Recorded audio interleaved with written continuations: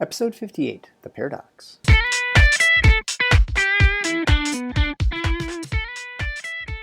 Welcome to The Paradox with your attending Dr. Eric Larson. He is a practicing anesthesiologist and clinical assistant professor at Michigan State University College of Human Medicine. Listen in as he takes you behind the scenes of what practicing medicine in today's ever-changing world is like with another doctor. The Paradox is a fun and accidentally informative show for physicians, patients, or anyone who has ever found themselves in a waiting room.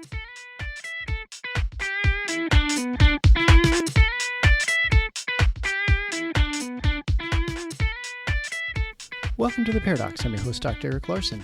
Thank you for joining me as we explore the U.S. medical system in a fun and informative format where you can learn about what physicians face through expert analysis. And today's expert is Dr. Wayne Jonas. Dr. Jonas is a practicing family physician, an expert in integrative health and healthcare delivery, and a widely published scientific investigator. Additionally, Dr. Jonas is a retired lieutenant colonel in the Medical Corps of the United States Army. From 2001 to 2016, he was president and chief executive officer of the Samueli Institute, a nonprofit medical research organization supporting the scientific investigation of healing processes in the areas of stress, pain, and resilience. Today's discussion is going to focus on self-care, the integrative health, and why that matters to you, why it should matter to physicians, how one could incorporate it into their practices, why it's not taught more at medical schools, why you don't see it very often in physicians' offices, and we're also going to get into a little bit of the military and VA healthcare systems. I don't know a whole lot about it, and I'm not sure how much you might know either, but I thought it would be interesting to have someone on who has experienced both systems to talk about the differences, what he thinks the problems and the advantages are of such a system, how they can incorporate greater sweeping changes to potentially involve integrative health and large system changes to improve healthcare for veterans and active military personnel.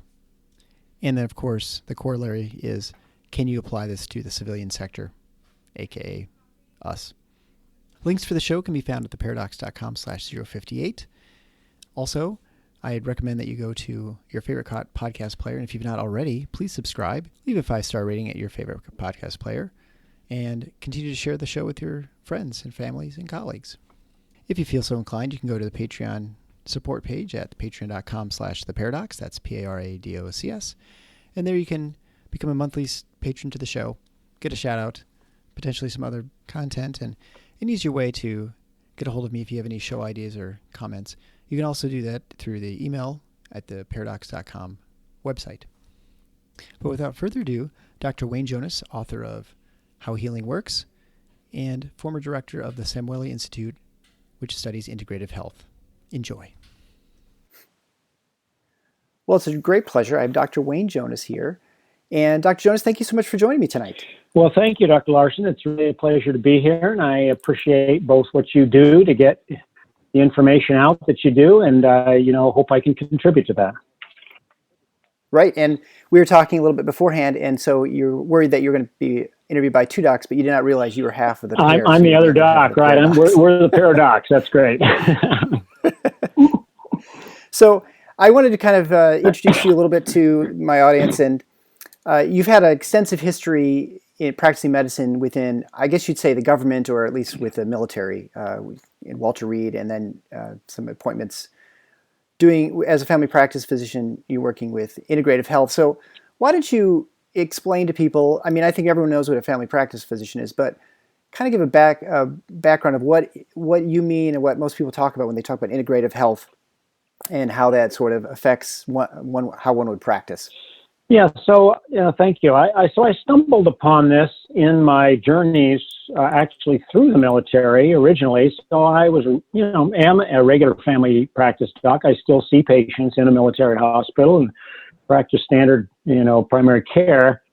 But during my journeys, I was at Walter Reed, and then I was at NIH, ran the Office of Alternative Medicine. I ran a WHO, World Health Organization, traditional medicine center, which looked at practices from around the world, such as Chinese medicine and Ayurveda and other types of things.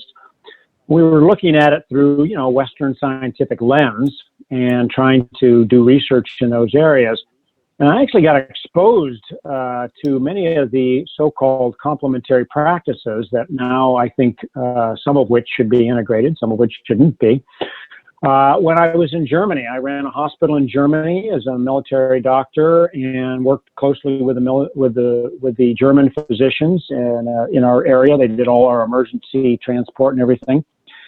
And they were using, this was back even in the early 80s, they were using acupuncture regularly for pain. They were prescribing herbs for depression. Homeopathy was prominently done. And so, I thought, gee, do they have a bigger evidence-based medical bag than I? They seem to be rational people, but they're using kinds of stuff that I either didn't hear about or just heard about as sort of non-science and nonsense. And so I began to sort of inquire about this. I went and started to study with a little bit of them. I began to look into the research in these areas, and that exposed me to really a whole world that, I hadn't seen in my standard medical training. It really did open up my lens to viewing a broader view of how healing happens. And over the years, I've realized that broader lens is not just putting more things in your medical bag, but it's actually a perspective change.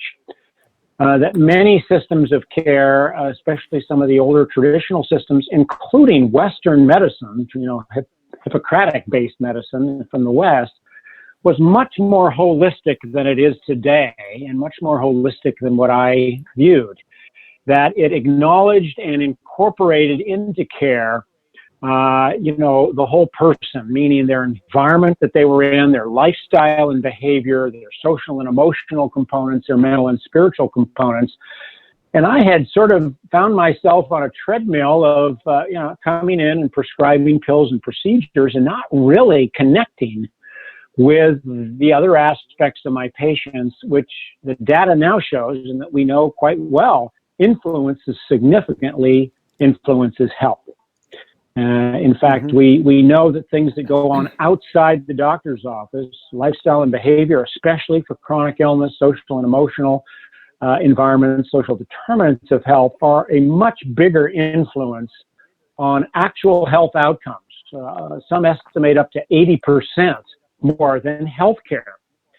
And so, healthcare, seems to be contributing a smaller and smaller amount to the improvement of our population's health in chronic diseases, especially. Now, if you're dying, you've got infection, you've got trauma, you got something needs to be removed, cancer, or, acute heart attack or something. We're stellar. We can keep you alive, right? And we're really good at that. And who doesn't want that? Everybody wants that. But when it comes to preventing and improving health and chronic disease, we sort of lost our way. And so I began to look into how can we regain that? How can we get back to the path and reintroduce the concept of healing into medical care and not just deal with the pathology and the pathogenesis? Yeah, and that's interesting. And what's funny about it too, I think, is that if you think about it, and if someone didn't have any medical training, well, like a number of people who are in my audience, of course, it's not really revolutionary to think that there's far more that affects your health than how your limited visits to the hospital or to your physician's office. I mean, I think we all know that if you don't take care of yourself, you don't sleep, you don't eat properly, you don't exercise, you don't do some basic things, that your health is not going to be good. And no matter what kind of doctor you have taking care of you, it won't really matter. And so I think, on a basic level, everyone probably fundamentally understands that. Well, I think you're right. They do understand that. And the recent survey, we recently did a commission to survey the organization I work for, Samueli Foundation. We recently commissioned a survey from the Harris poll, from the Harris organization, to do a poll of both physicians and patients to gain some sense of what their beliefs and attitudes were about these kinds of behavioral self-care approaches. And what was remarkable about it was that the physicians, even more than the patients, believe it or not, really felt like self-care was a core part of not only what needed to be done, but what physicians themselves should be talking to their patients about. But then when we ask the patients, did the physicians talk to you about that? a very small percent actually said that. They said, well, I'd love to talk to my physician more about, the behavioral part, the lifestyle part, the non-medical part in terms of its impact on the prevention and treatment of my illnesses. But they don't talk to me about it. And then when we asked the physician said, oh, I did talk to him about it. And so there's a real communication gap going on here between docs and patients about what is self-care, how do we get it, and are we really communicating and connecting about it? And I think part of that is because we don't actually have a system that really, where the healthcare system, the medical system itself, really supports patients in that process. Yeah, maybe physicians did mention, well, you got to eat healthy, and you should get sleep, and exercise is important. But did they really provide them with resources to make those kinds of changes, or did they really connect to the community components that were needed to do that? Because we all know that behavior change like that is not easy. And so if we believe it's important, as 96% of the physicians said it was, then why don't we structure our delivery system so that we make sure that happens? And I think that's the big thing, is that we need to redesign our healthcare system in a way to facilitate what we know are these underlying determinants of health, if we expect healthcare to actually be part of the solution of delivering health and not part of the problem of increasing costs and poorer outcomes. So. Let's back up a second, and why don't you just define what self-care is? Because I think I'm reading through your materials, but even when someone mentions what self-care is, it may not be clear what exactly it is besides like eating right and exercising. Well, those are the core things. There's 4 things that I teach my residents and that I do in my practice, 4 simple questions around self-care. And they have to do with nutrition, they have to do with activity, physical activity, and they have to do with sleep, and they have to do with stress and stress management.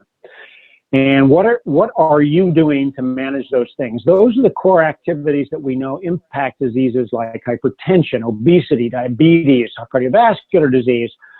Even in increasing evidence shows that cancer and dementia, mental health, are influenced significantly by those types of behaviors. And so those are the key questions that should be asked to patients about, what are they doing in these areas? And then, can I help you, or particularly, can my team help you? Because actually docs aren't very good at helping patients do this. But can my team help you enhance those kinds of behaviors in your life? And so that's, the data shows actually from population health studies, that's about 30-40% of chronic disease determinants are due to those 4 factors. The other 30 or 40%, which make up about 80% of the determinants of health, are social and economic factors, where people don't have the ability to actually engage in those behaviors because they're in a food desert, for example, or don't have transportation, or homeless, or increasingly don't really even have the basics that are needed in order to engage in those kinds of behaviors. And so increasingly, healthcare is can't solve those problems. We can't solve the homeless crisis, but we can ask questions about food and food insecurity and that type of thing. And we can then set up systems that connect to delivering on those social needs to do that. And there's a number of models that have done this. Geisenger, just a big health system up in central Pennsylvania, just got back from visiting them. They have set up a whole healthy foods program for poorly controlled diabetics that also have food insecurity, and they provided actually prescriptions for healthy food that was delivered by the local food banks, and then some education about how to use it. And they found that simple approach markedly reduced their hemoglobin A1C, increased increased weight loss in that particular group, and it actually lowered costs because they were now developing less and less complications, less and less healthcare needs, and less medication use that was needed in those areas. Yeah. And so we somehow need to build into our delivery system questions about those underlying personal determinants of health for a patient, and then make sure that we have a system that's set up to either help deliver that to them or to connect them to the resources that are going to make that happen. Sure. And I think, when you talk about self-care, when you talk about holistic medicine, I think it's pretty easy for a lot of physicians to sort of go down the quackery road, like, well, this is all kind of, acupuncture and all these complementary medicines. But I think it's probably important to think directly, like you mentioned. I mean, it is well known that a lot of these activities, which are simple and free, like going for walking or something like that, they do significantly decrease disease rates, whether it's Alzheimer's or obesity and diabetes. And so it's probably not very smart to poo-poo them. Yeah, exactly. Especially when they're right. I mean, especially when they're fairly easy. I mean, you obviously are not write a prescription for them. You obviously have to find a way to make it feasible for the person to be successful, and that's part of the trick, I suppose. That's it. But that's exactly right. To just discount them is probably not a good strategy. And I always have thought this ever since probably when I was in residency, that you have plenty of time in the OR to sit around and think. right. The surgeons, especially like a medical student closure, as much as we do, like if you do a surgery and let's say you take out someone's appendix, fundamentally you have removed the pathogen, the problem, but whether the person gets better or not is entirely dependent on the patient. I mean, right. There's some, I guess you could say, not entirely, but maybe almost all of it, right? Yep. They have to have they have to be healthy enough to survive the surgery, to not develop an infection. They have to eat the right nutrition afterwards to make sure they can have the cellular reconstitution of their skin or whatever. And so without that part, you can do whatever, you can do all the right things from a medical standpoint and still fail, right? I mean, so it is entirely dependent on the patient being able to heal on their own. And so I think by extension, it makes sense that chronic conditions that are problems for people would, naturally have a lot of it has to do with how the patient how they can heal and get through those things as well. That's exactly right. And, I think physicians underestimate the importance, not the importance, but the influence that they can have and some of the simple things that they can do to markedly impact this area, that, traditionally they haven't thought as their area of expertise. There's a whole science of behavior change. It's actually been well researched. We know how people get ready for behavior change, stages of readiness, etc. There's an entire science to do that. None of us in medical school learned how to do that. Maybe we learned a little bit about motivational interviewing or something like that, but we really didn't learn about the whole the science of that.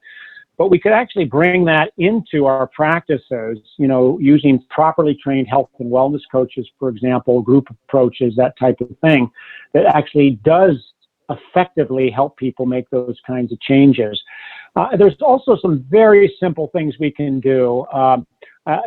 Before you started this podcast, we were talking about a simple self-care toolkit that was brought into the perioperative setting. So this was given to patients before they went into surgery, and it involves some simple self-care things, education about what to expect, what to do before and after the surgery. It involved imagery. It involved some little acupressure bands and a couple other things. And simply giving, we did a randomized controlled trial in which we simply gave patients this self-care toolkit.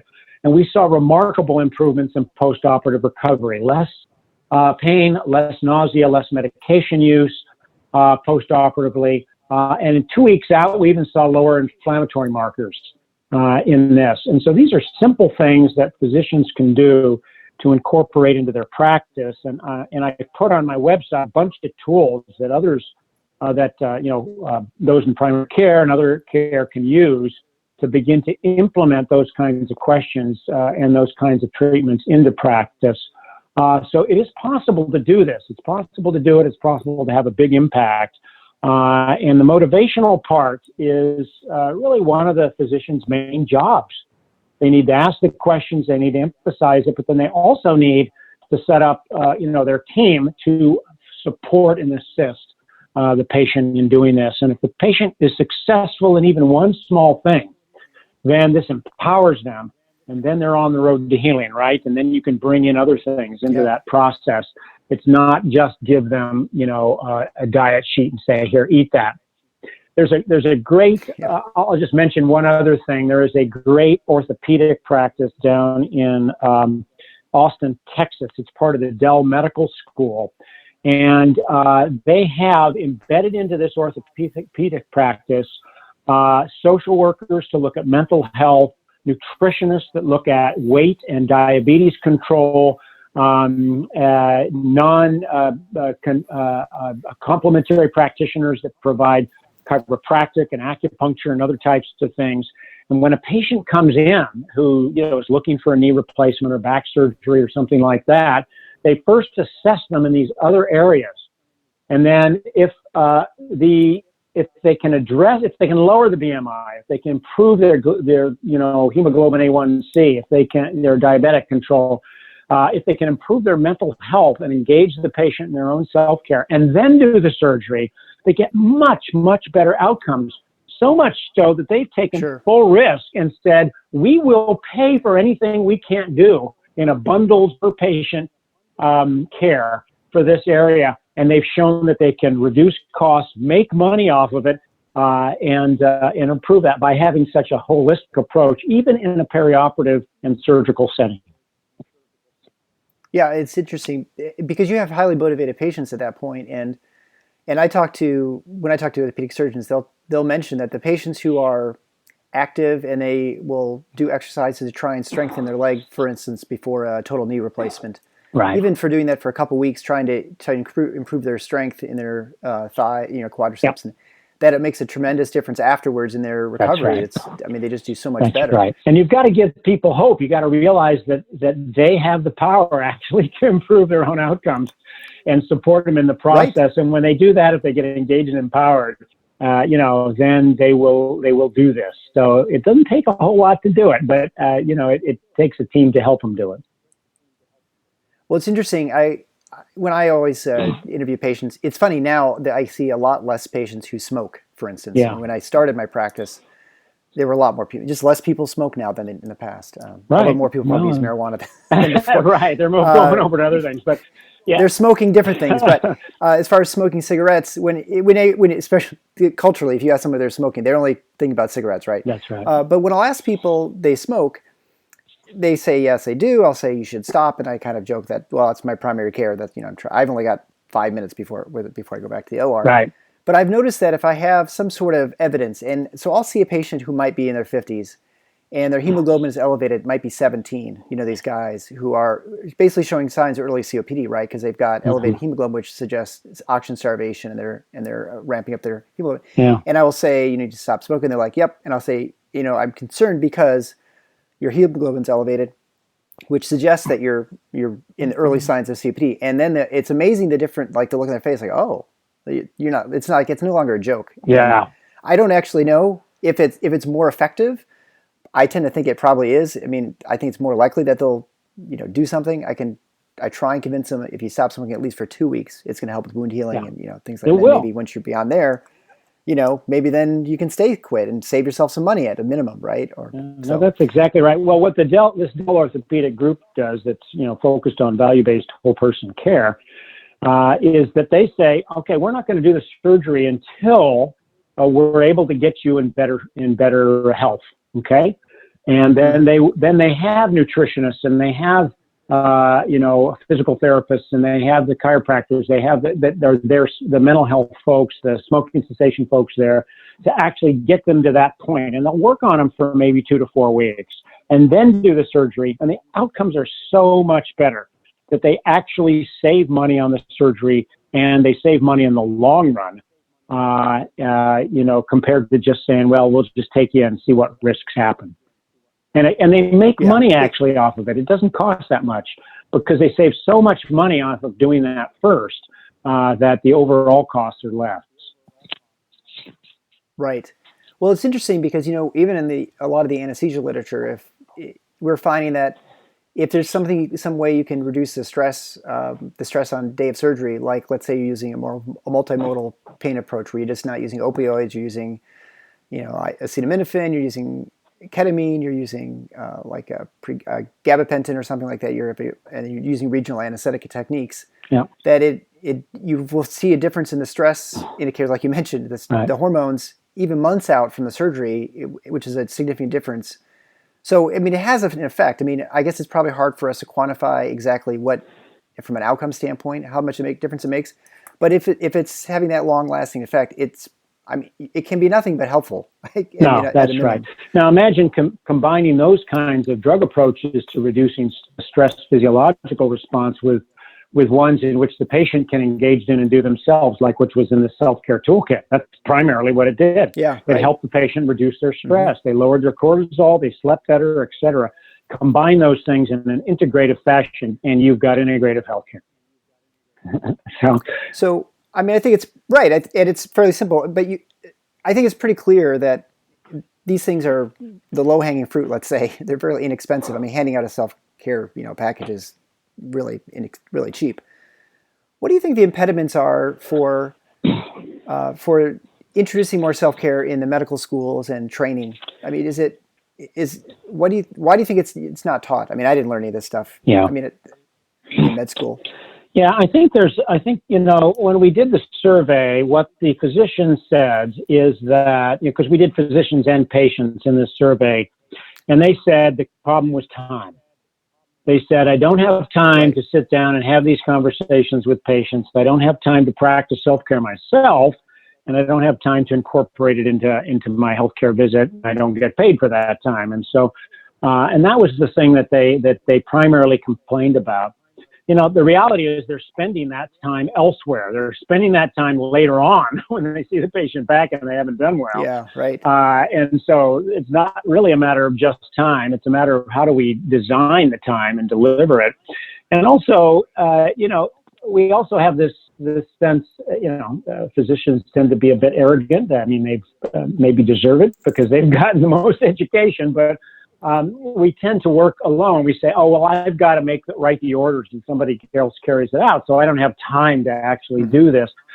Well, the reality is if you have your team organized so that you have somebody trained to be the kind of health coach to support the patient, but they're your extension, right, in that area, then it doesn't require that much more time. You can actually say, I think I want you to do this, meet with my health coach to engage in that process. And then the health coach can engage in the evidence-based approach to try to make that behavior change happen. So it's time, team, and tools. If you organize your team right, you incorporate efficient tools in those areas, it can be done. It's time if you think you have to do it all. And yes, that's going to lead to burnout. There's no question about it. And if you then have to do all the documentation, the administrative part of it, which, docs are saddled with more and more, and you don't have someone that can help do that, then that's just going to pile on. And burnout, as was actually 25% of the physicians in our survey said literally burnout was the reason they couldn't engage in self-care. And so it's really redesigning the delivery of what you do in a way to make the time more focused and effective on what the underlying determinants of health are.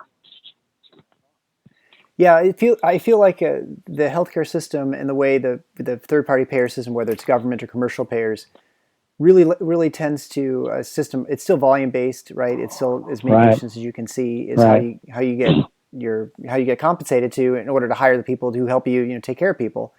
And so, you're really strapped for time, and to try and find some way to carve out time to. I mean, I think I watched good examples. I watched a video on your website where you talked about journaling. Yeah. And you just told patients, that they have to write down daily sort of how you feel, and that over time they feel like they have more control over their life and sort of their emotions, and just helps them take, better care of themselves.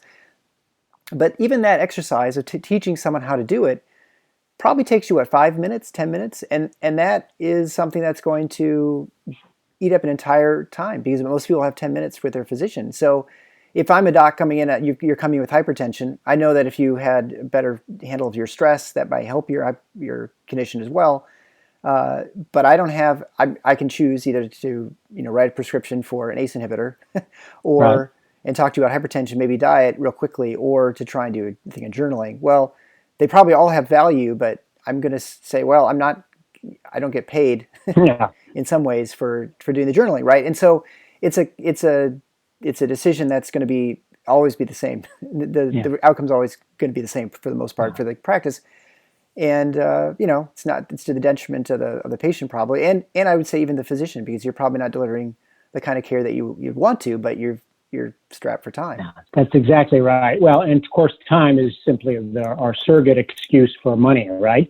And you've said it right here. I'm not going to get paid for it, and so I've got to do what I'm going to get paid for. I'm going to get dinged in my system, in my practice, in my wallet, etc. And so I'm driven. So we have to have a system that will cover the things that produce health and that the evidence shows produce health.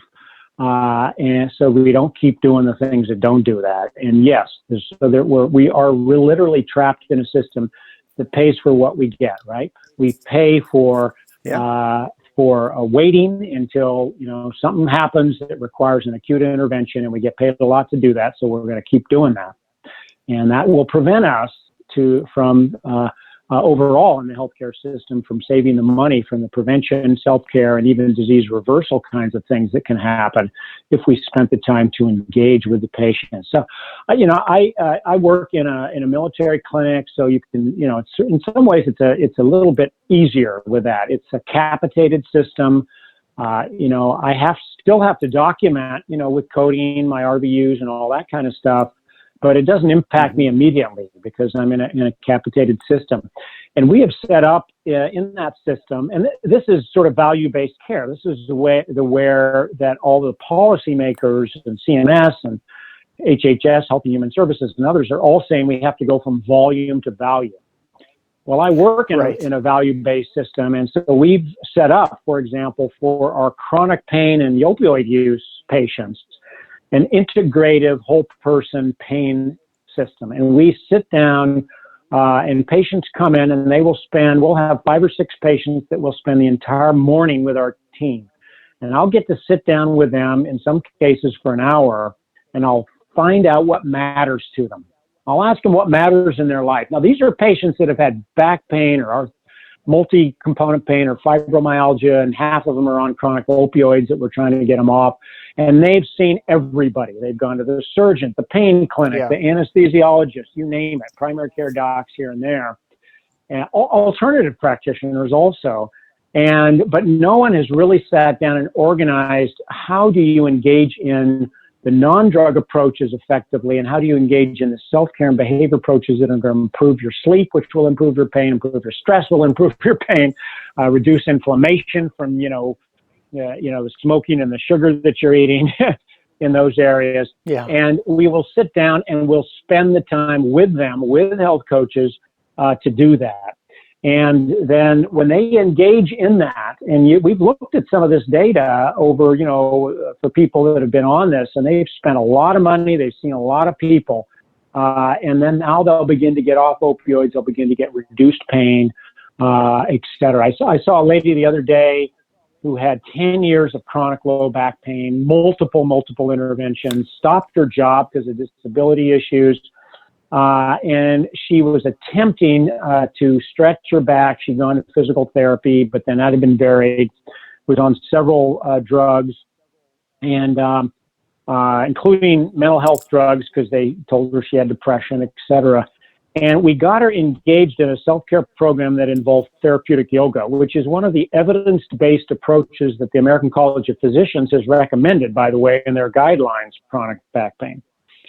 And we got them, we got her linked up with a properly trained therapeutic yoga practitioner. We set her family up to allow her to do that. We then supported her with a health coach, and we have a behaviorist in the clinic, and then got the pharmacologist involved to help manage her, her drug approaches. She engaged in this now we did a couple of other things that help with acupuncture, help with acute pain, that type of thing. And over a period of about 3 or 4 months, she was able to reduce her pain down to a level of 2, start to function. In about 6 months, she says, I think I'm going to go back to work in those areas. Now, she'd spent 10 years working with her pain, getting worse and worse and worse. And so, we spent time with her, no question about it. I sat down with her for an hour and helped organize the team to do this. But when we were able to support her in that process, she started on her healing journey and she got better. And that would have saved her a lot more time and more money than the healthcare system would have delivered over the next 10 years had she continued down the same path she was on. Right. It reminds me of our computers in our office, which this will actually make sense in a second. Yeah. So about 10 years ago, we had the Fix-It guy who come in and we have a bunch of mainframe servers in our office for all our billing and there's things go awry all the time in IT, as any person who's in IT listening to this, right, will know. And there's always someone there kind of fixing things. Yeah. And what we would pay this person hourly based on, he had to come in and fix the server on Monday, and then Thursdays come in and fix the email system and whatever. And then we had another team come in and they said, hey, we want to take over your IT services. Our goal is to never be here. Our goal is to get this thing running smoothly. So you pay us and we'll be here to help if there's something goes wrong, but we're going to help you and set everything up so that it runs smoothly, right? I mean, there's still problems from time to time, but overall it's a much better experience. Our business runs much smoother. And the IT is better because their incentives have changed, right? And I feel like in medicine it's the same way, that for most of medicine it's that volume based. And the problem, of course, is if we were to try and switch to a value based system, which is, I think everyone intuitively thinks is a better idea, that what is value for, and that has to really be defined by the patient. Unfortunately, That's I think right. you can try and find metrics that will broadly encompass populations, but we're all individuals who make up a population. And if I'm not satisfied with the value I'm getting from a specific provider, then I'm going to find it, no value in there. And so, I think the big struggle with the healthcare system is really to try and find a way for patients to take control of how they are taken care of. And I think, ultimately, physicians probably, especially primary care physicians. I mean, I think the specialists, you're going to be more episodic care generally, right. unless you're a cardiologist or nephrologist or something. Yeah, that's right. Right. And that you just need to design a system in which case the patients are controlling things, which is not how it is now. Yeah, no, that's exactly right. And the Institute of Medicine, now the National Academy of Medicine, came out with a whole report 2 decades ago called Crossing the Quality Chasm, which was about how do you get high value care in healthcare. Yeah. And their number 1, 2, and 3 recommendations were basically put the patient in the driver's seat.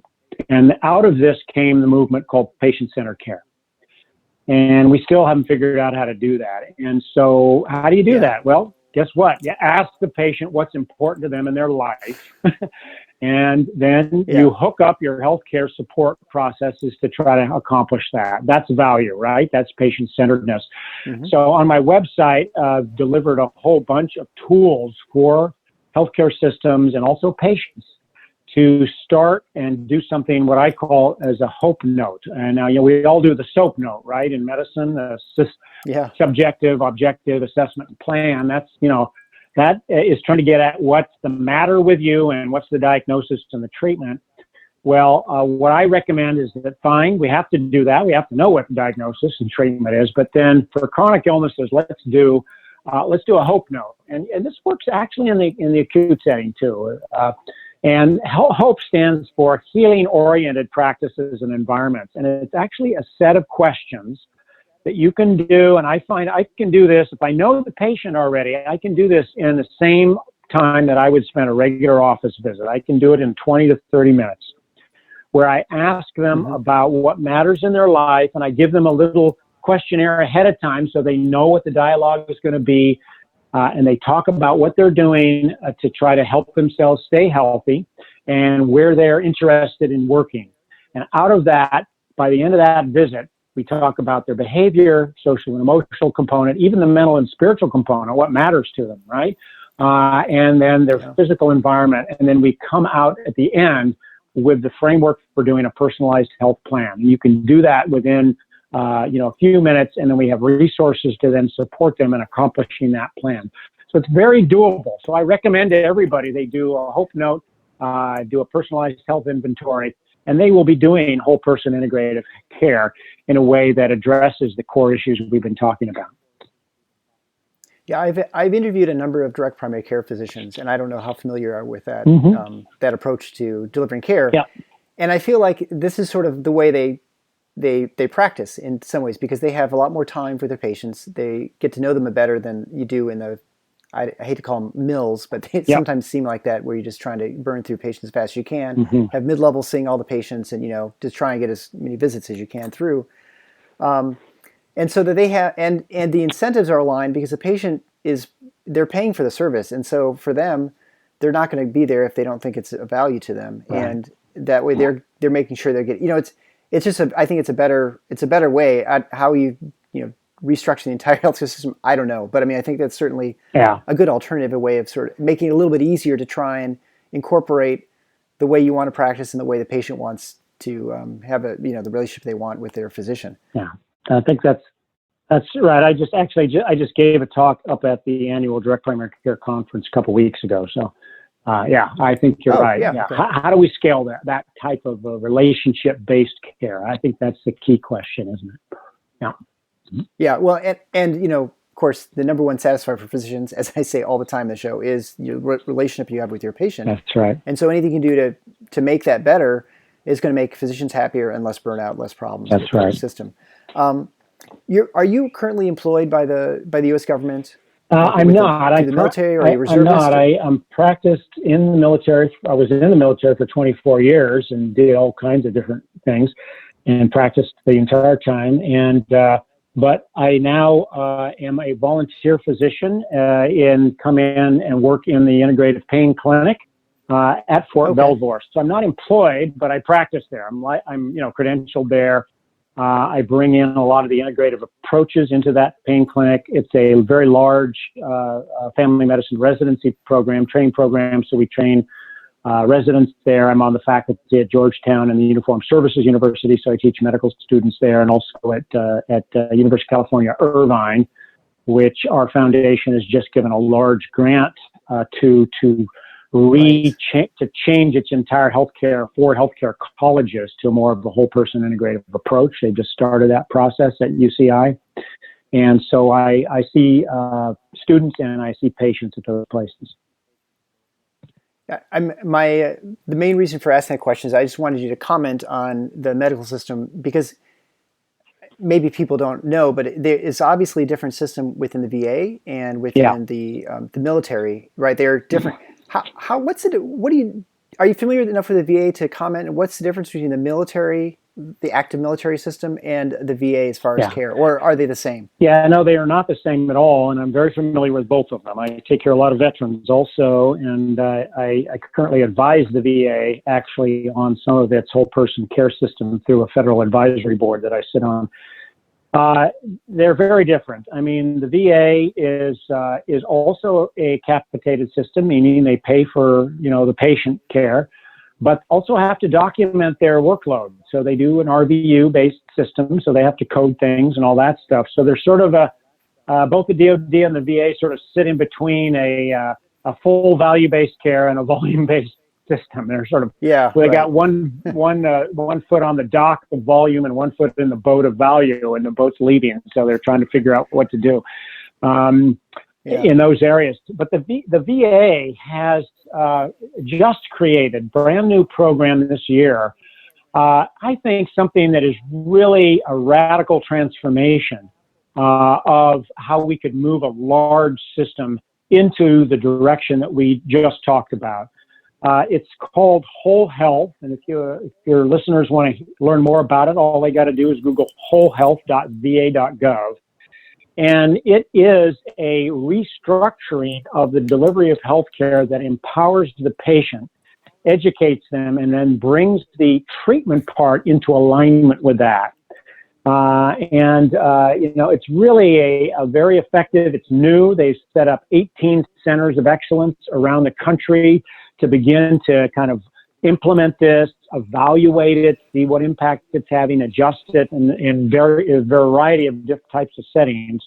And their plan is then to roll this out across the VA over the next 3 years, building on the success of those 18 centers of excellence. So that is an example of how a system could transform itself. There are civilian programs that are doing this. I mentioned the Geisenger program, Intermountain Health, certain parts of the Kaiser program are really doing this. And so, they're not military or government systems, but they're moving in the same direction. Yeah. Well, and I mean, my experience, first of all, vets are the best patients to take care of. They are so much fun. Certainly as a medical student, that was I think the best experience was going to the VA, mainly because you had so much freedom to do what you wanted. I think it's sort of like the way medicine used to be back in the 80s, the training, from a training standpoint, if you're a medical student or a resident, or even the fellows, they have a lot, you're a lot of independence. No, and that's right. And I was going to say, as our population ages and more people, largely because we can keep them alive, right? Medicine is successful in keeping you alive. So you age, right? As the population ages, more and more people end up with complex multi-component comorbid diseases. They have lots of different kinds of conditions. And it's this kind of whole person model that we need to deal with that. And vets are a great example of that. I don't see a veteran with pain in my clinic that doesn't have 2 or 3 other comorbid conditions like PTSD or depression or something, or diabetes or weight issues or something like that. And so, these things, we need a different way to approach that type of a patient. Right. And I feel like when I've taken care of vets, they almost, at least the ones I've spoken to, they almost all would rather have their care not in the VA. So, well, they should look at the whole health program, because that's going to change things actually for the VA. That's great, because and in mental health, the VA is far ahead of the civilian sector in terms of mental health care. So I think it depends a lot on what they have, and the reputation of the VA not being very good, I think is a myth now, because they've invested a huge amount in process improvement, and you can get some of the best care for whole person and mental health in some of the VAs. Now, it's a big system. It varies. The quality varies, as it does in any large system. Sure. Some aren't very good, and some are, superlative. And so, so you have to pick like you do any place. Do you find, I guess, one question is why is there a DOD? Why do they have their own system and the VA? Why are they not combined? Or is this a large-scale government problem? They have. First of all, they originated differently. Okay, I mean the DoD, and they have different missions. The DoD is it's much younger people, so less. You're in the DoD because you've got to be ready to fight a war, right? So your goal is to stay ready. You've got to stay fit. You've got to stay ready. It tends to have people that are not, as old, and so they don't have the same chronic diseases. They got to keep fit in those areas because they got to be ready to go. The VA is folks who are finished with that. Okay, so they've been there, they've done their service. They're no longer you need to be ready to fight a war. Sometimes they've now suffering from the consequences of having done that. We see that now with the veterans that have come back from Iraq and Afghanistan, and been blown up, and PTSD and all kinds of musculoskeletal issues, and they come back, and now they're getting older, and now they're handed over to the VA, and their goal there is, can we keep these people functional, healthy, et cetera. So it's different goals and different missions, and they are 2 different systems because they're trying to do 2 different things, both using health and maintaining health. So they're very, very different systems, and they have different goals. So they couldn't really be merged, I think, effectively, because we need to keep people fit and active, and then when they get old and can't actually fight a war, They should be sitting in the logistics room, helping to direct it, but not out Right. there on the battlefield trying to shoot down the bad guy. Right. I understand. Do you think it would be better if the VA were if all the money that was spent to the VA was given to the vets to enter the commercial, the normal sort of the regular market with the rest of the Americans, or do you think because they're veterans, there's I just feel oftentimes there's, with all the scandals, the shortage and the long wait sometimes, that they're not given the care they might, they probably deserve, sort of earned. Do you think they'd be better off sometimes in the commercial system, or do you think that these reforms are going to transform the VA into a better system? I think we need to make sure we are investing enough resources in providing access to good medical care for all of our veterans. And if they're in a place where, they can't get that medical care for whatever reason out of a VA system, then we should make sure that they can get it out of the civilian system. And there's a current act called the Mission Act that is, moving in that direction. The key word in what I just said is good. Okay. The variability within the civilian system, especially for mental health, is worse than in the VA. And that's been documented. And in fact, the quality of general care has been compared between VA and the civilian sector, and it tends to be higher within the VA. Okay. And so if a veteran cannot get access to good medical care, they should be provided with medical care on the outside. But it needs to be good medical care. So that means the VA should be paying for high quality. So they need to evaluate and make sure that they're getting high quality care. The other thing is that the civilians very often don't understand the culture and the special needs that might be derived from a veteran. And so they have to have embedded that kind of care into their system to provide it if they're going to, optimally care for them. So I think if that happens in the civilian sector, if the requirements for paying for it in the civilian sector were such that they provided high quality care outside, then this would improve access for veterans and take care of veterans overall as a whole better. Okay. Well, I really appreciate you taking the time to talk to me about self-care and even the questions about the various military medical systems, which I'm not too familiar with.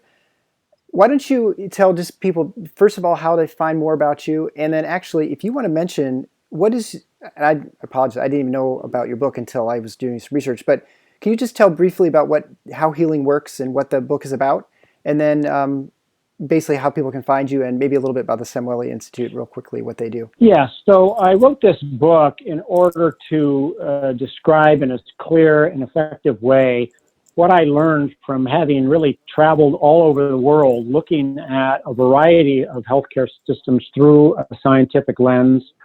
Having been running the Office of Alternative Medicine at the NIH, a World Health Organization center, and having been trained at Walter Reed and actually taught research at Walter Reed on these areas.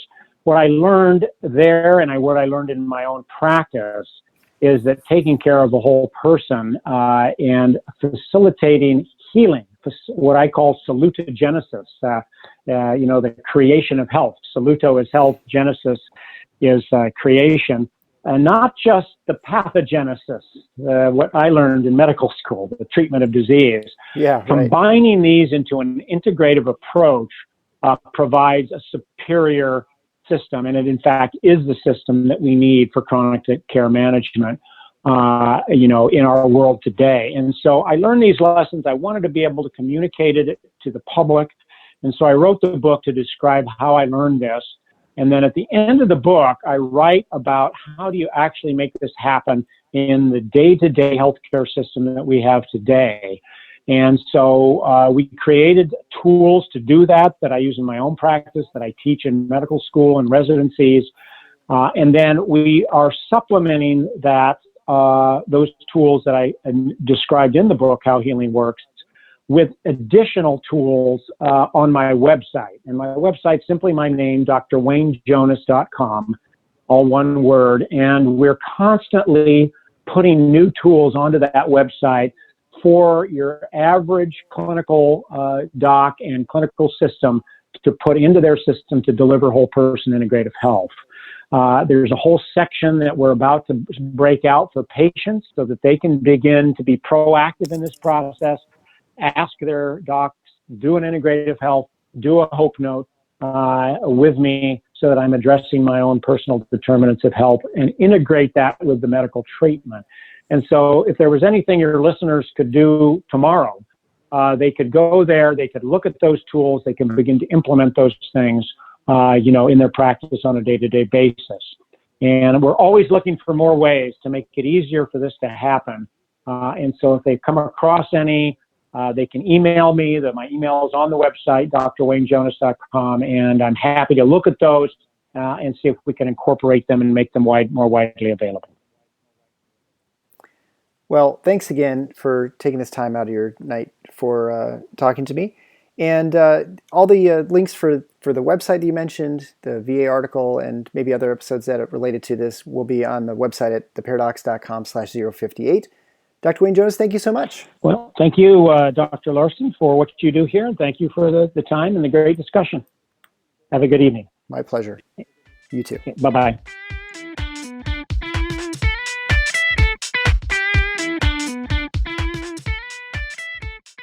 Thanks for listening to The Paradox. If you like what the doc is doing, please subscribe and leave a review on iTunes or Stitcher. And share the show with your friends. Become a supporting listener to get access to special bonuses at patreon.com/theparadox. Show notes can be found at theparadox.com.